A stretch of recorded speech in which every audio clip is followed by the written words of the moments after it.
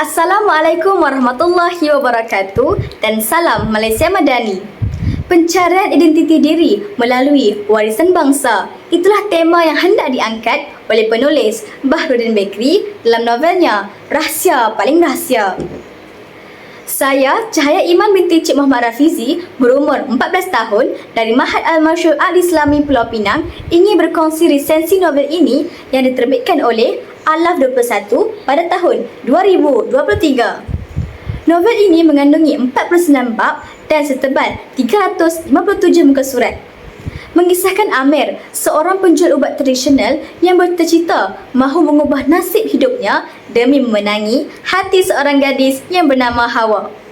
Tanpa diduga, hidup Amir berubah apabila dia menerima wasiat terakhir daripada ayahnya yang mengarahkannya mencari 8 bilah keris pusaka yang merupakan kunci kepada harta peninggalan Sultan Melaka.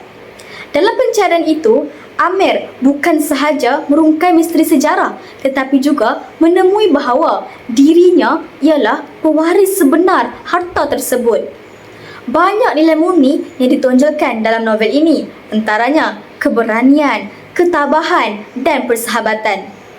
Melalui watak Pak Yun, iaitu sahabat arwah ayah Amir, menunjukkan nilai integriti yang wajar kita contohi.